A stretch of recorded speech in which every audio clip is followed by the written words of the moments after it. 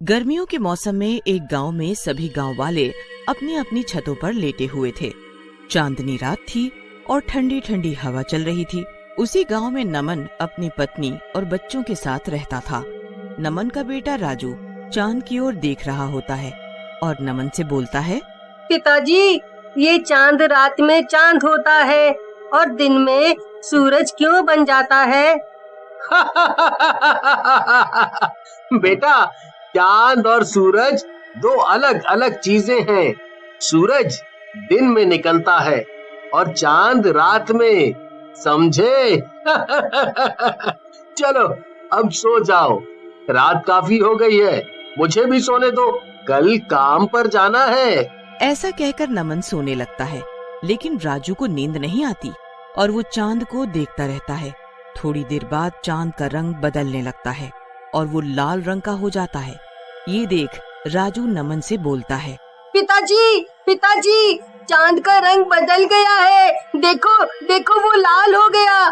क्या है राजू, सोने दे मुझे, ना तो खुद सो रहा है और ना मुझे सोने दे रहा है। क्या हुआ, क्या बात है? राजू डरते हुए चांद की तरफ इशारा करता है। नमन चांद को देख घबराते हुए बोलता है, ये क्या हो रहा है? ये चांद तो सचमुच में लाल हो गया है। ये सब क्या हो रहा है? तभी चांद हंसने लगता है और बोलता है, गांव वालों, तुम सबकी मौत आ रही है। कुछ दिनों में सब मरोगे। सब के सब या तो यहाँ से भाग जाओ। उसके बाद चांद का रंग फिर से पहले जैसा सफेद हो जाता है। लेकिन गांव वाले काफी घबरा जाते हैं और अगले दिन सुबह गांव की चौपाल में मिलते हैं। नमन भीमा से बोलता है, भीमा भैया, कल देखा आपने, चांद का रंग बदल गया था और वो हमें मारने की भी धमकी दे रहा था। पता नहीं क्या हो रहा है ये सब कुछ। हाँ, देखा तो मैंने भी अपनी छत से था, लेकिन मुझे कुछ बात समझ नहीं आई। मुझे तो आंखों का भ्रम लगा। अरे भीमा भैया, ये कौनो गणित का सवाल है जो तुमको नहीं समझ आया है? और दारू पिए थे का जब भ्रम लगा? अरे वो चंदवा हम लोगों को धमका रहा था सीधा सीधा, और तुम कहा तो कुछ समझ नहीं आया है? अरे इसीलिए तो मैं तुमसे बात नहीं करता पुत्तन, बिल्कुल जाहिल की तरह बात करते हो। अरे तुम दोनों लड़ो मत। एक तो ये चांद की बात से इतना डर लग रहा है और ऊपर से तुम दोनों भी लड़ रहे हो। मैं तो कहता हूँ आज रात का इंतजार करते हैं और अगर कुछ होता है तो कल फिर मिलेंगे और देखेंगे कि क्या करना है। नमन की बात गांव वालों को जम जाती है और वो रात का इंतजार करने लगते हैं। आधी रात होते ही चांद का रंग फिर से बदलने लगता है और थोड़ी ही देर में लाल हो जाता है। गांव वाले अपनी अपनी छतों पर खड़े होकर ये सब देख रहे होते हैं। मुझे देख रहे हो?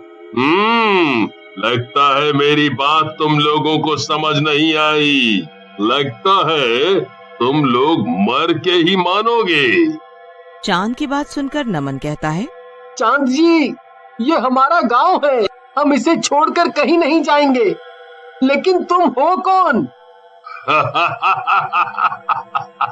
लगता है तुम लोगों ने मरने का ठान लिया है।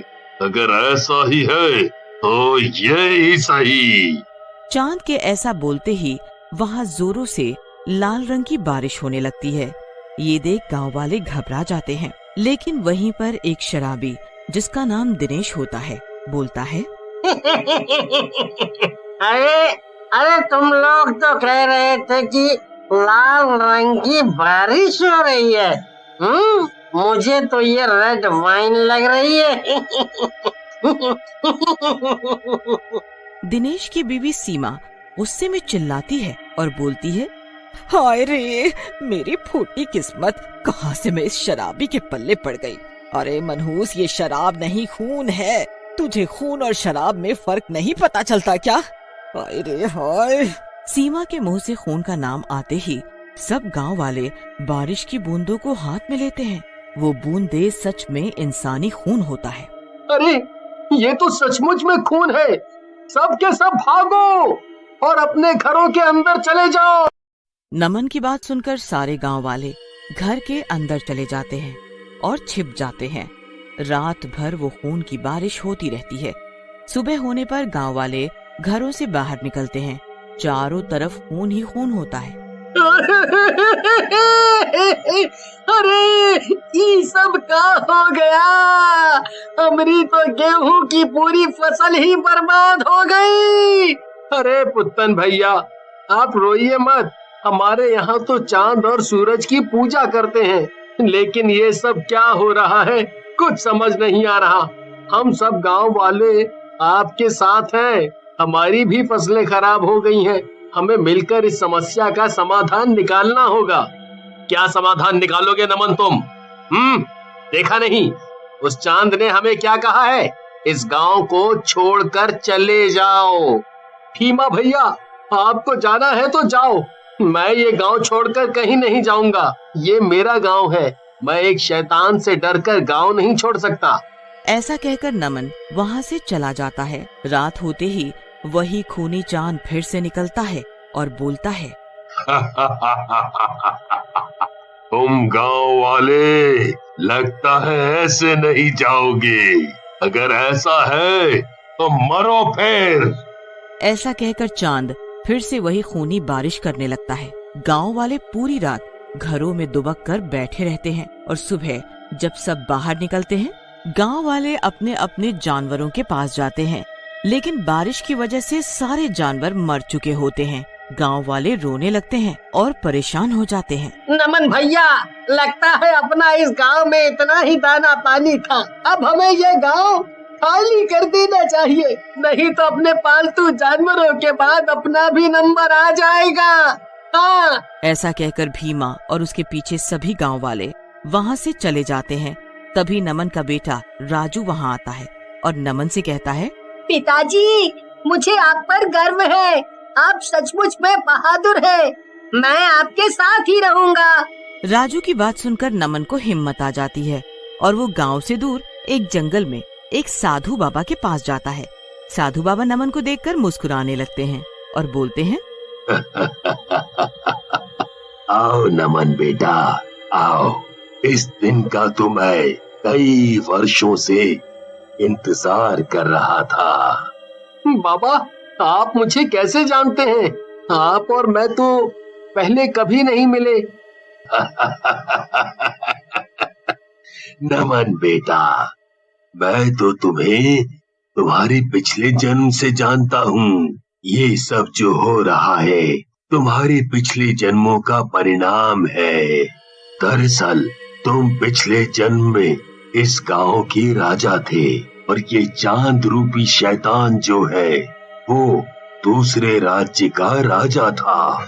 लेकिन बाबा, अगर ये मर गया था तो ये चांद कैसे बन गया? लगता है नमन बेटा तुमने मेरी पूरी बात नहीं सुनी। अरे ये तांत्रिक शक्तियों में निपुण था और इसने अपनी तंत्र विद्या से चांद को बंदी बना रखा है। लेकिन बाबा, अब हम इससे कैसे निपटेंगे? अगर ऐसे ही रहा तो ये सबको मार डालेगा। बेटा, उपाय तो है लेकिन बहुत कठिन है। बाबा, कुछ भी हो, मैं लोगों की जान बचाने के लिए कुछ भी करूंगा। बेटा, तुम्हें अपने बेटे राजू के अंदर मेरी आत्मा को जाने देना होगा, क्योंकि चांद के पास जाकर ही उस शैतान को मारा जा सकता है। नमन के हाँ करते ही साधु बाबा अपने प्राण त्याग देते हैं और उनकी आत्मा नमन के साथ जाती है। रात में चांद गांव में फिर निकलता है। नमन छत पर राजू के साथ खड़ा होता है, लेकिन तभी साधु बाबा की आत्मा राजू के अंदर प्रवेश कर जाती है और नमन को दूर धक्का दे देती है। दुष्ट शैतान, नमन को तू छू भी नहीं सकता। आज तेरी मौत पक्की है।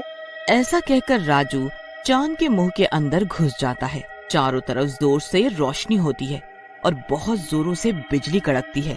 जब रोशनी हटती है तो शैतान की लाश नीचे पड़ी होती है और राजू बेहोश होकर नमन की गोद में गिरता है और सब गांव वाले भी वापस अपने गांव आ जाते हैं।